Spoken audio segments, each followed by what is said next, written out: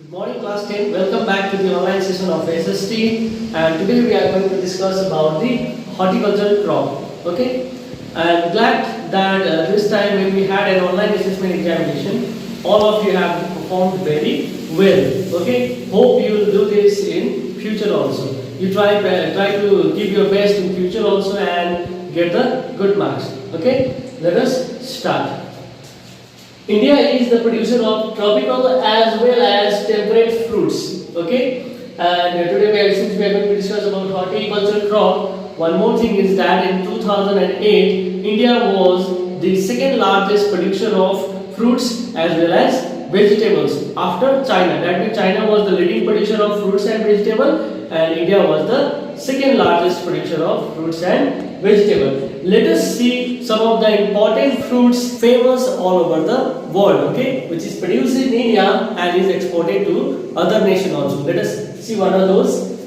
First one is mango, and let us see the states where it is produced. It is produced in Maharashtra, Andhra Pradesh, Telangana, Nagpur, Cherrapunji in Meghalaya. Okay, in these states the mango is produced, and these mango are popular all over the world. The next one is your banana. Banana is produced in Kerala, Mizoram, Maharashtra and Tamil Nadu. Okay, the banana which is produced in these states are popular. Okay, another one is lychee and guava of Uttar Pradesh and Bihar is famous. Pineapple of Meghalaya, grapes of Andhra Pradesh, Telangana and Maharashtra, apple, pears, apricot and walnut of Jammu and Kashmir as well as Himachal Pradesh is famous all over the world. So this was about the horticulture crop. Okay students, by now you might have understood about the horticulture. Okay, what is horticulture? You might have heard some ideas about it. Okay, I would like to tell you that horticulture is an art of science that deals with the growing of fruits, vegetables and flowers. Okay, here is one definition for you all, if you could note it down. Okay, horticulture, when we talk about horticulture, it is a branch of plant agriculture that deals with garden crops, generally fruits, vegetables and ornamental plants. Okay, so this was all about horticulture. Now we are going to learn about the non-food crops. In non-food crops we will be learning about 4 plants. Those are rubber, jute, fiber crops and cotton. Let us discuss this one by one. Okay, students, now let us understand about the rubber. Okay, rubber plantation. I would like to tell you that it is a equatorial crop which grows nearby the equatorial region, but under certain condition it also grows in the tropical and subtropical climate, okay, or the regions. Okay, let us understand the climate of the place. The climate which is required by rubber to grow is, it requires moist and humid climate with rainfall of more than 200 cm and temperature above 25 degrees Celsius. As you know that the rubber is a plant which grows in the equatorial region, and equatorial region is a place where the temperature is very high as well as the rainfall is also above 200 cm. So that is why the weather condition out there is perfect, the climate there is perfect for the growth of rubber. Okay, the next one is uses. It is an important industrial material. It is used for making tires, tubes, mats and many more things. You all know that in our life we have been using rubber since long time. Okay, and you know what are the values of the rubber in our life. You know the tire which is used in the vehicle is made out of rubber, and there are many other things which is used by us day by day, and most of them are made of rubber. Okay, so let us see the state which produces the rubber. Kerala, Tamil Nadu, Karnataka, Andaman and Nicobar Island and the Garo Hill of Meghalaya are some of the major rubber producing states of our country. Okay, let us see the position of the country in rubber production. Okay, in 2010 and 11, India ranked 4th among the world's natural rubber producer. That means we give a natural rubber. Okay, so this was all about rubber. Now let us understand about the jute. Okay, jute is also known as the golden fiber, and now let us understand what are the soil type required for the growth of jute, climate, its uses and the state. Okay, the first one is soil type.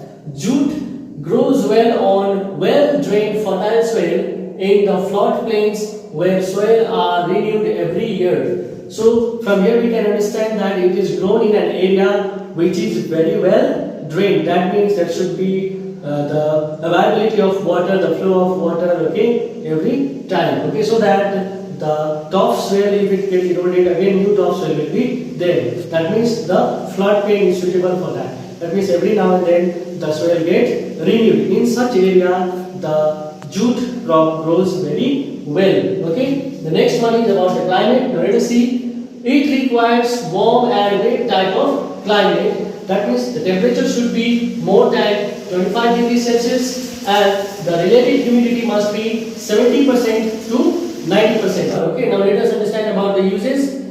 Gunny bags, mats, ropes, yarns, carpet and many more things are made out of jute. Okay, so you know this, and now let us understand about the major jute producing states. The leading producer of jute is West Bengal, and after that Bihar, Assam, Odisha and Meghalaya are also some of the major jute producing states. So this was all about jute. Now let us understand about the cotton. Okay, cotton is believed to be one of the original product of India. Okay, that means cotton was originally produced in India and then it was later on taken to the other countries. Okay, now let us see what are the climatic conditions, soil type, uses, states and the position of the crop. Okay, the first one is soil type.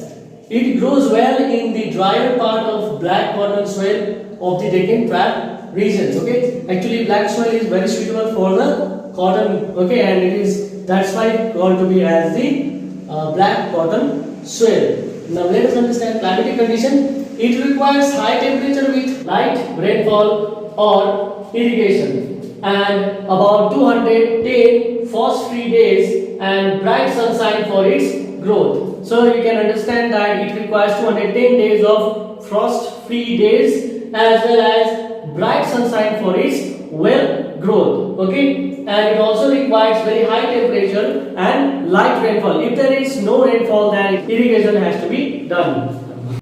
Okay, now let us understand about the uses. Cotton is one of the major industrial material for the textile industry. When we talk about textile industry, we know that we are talking about the cloth making industry. Okay, now cotton is used for making cotton clothes and many other things. Okay, so it is mostly used in textile industry. That is why it is one of the major material, okay, used for the textile industries. Okay, now another one is about the states, the major states where it is produced. First one is Maharashtra, second Gujarat, Madhya Pradesh, Karnataka, Andhra Pradesh, Telangana, Tamil Nadu, Punjab, Haryana and Uttar Pradesh. These are the major cotton producing states in our country. Okay. In 2008, India was the second largest producer of cotton after China. That means we can understand that India has got a second position in the cotton producing in the world. Okay. Now this was all about cotton. Now let us understand about the fibers. We have already discussed two fibers, that is jute and cotton. Now let us see what are the other fibers also which we use. Okay. Okay students, now let us understand about the fiber crops which is grown in India. We have already discussed about the cotton and jute. Okay. Besides cotton and jute, there are hemp and natural silk also, which is majorly produced in our country. Okay.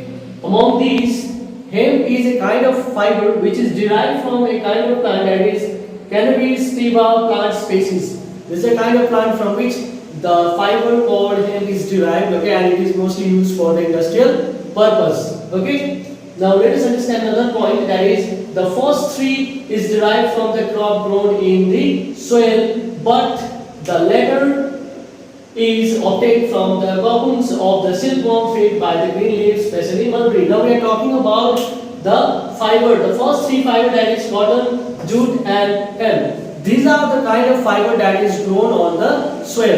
These are the fibers which are taken out from the plant, which are sown in the soil, and then when they grow they give the fiber. Okay, but the latter, that is natural silk, it is not grown on the soil, but in fact it is derived from the cocoons which is made by the silkworm after feeding the leaves of a mulberry plant. Okay, So these are the four types of fiber that is majorly produced in our country.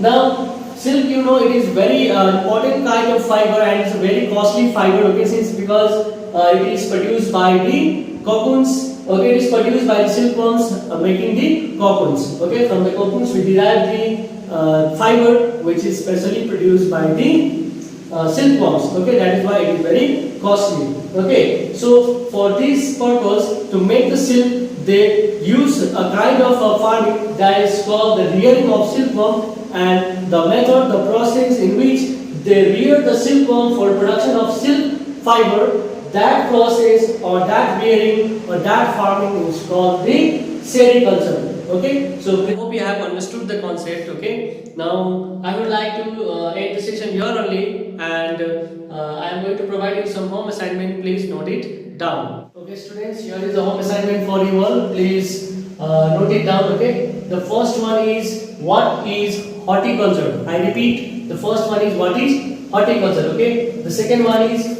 what is sericulture. The third one is write a short note on the followings. You have to write a short note about cotton. Second one is jute.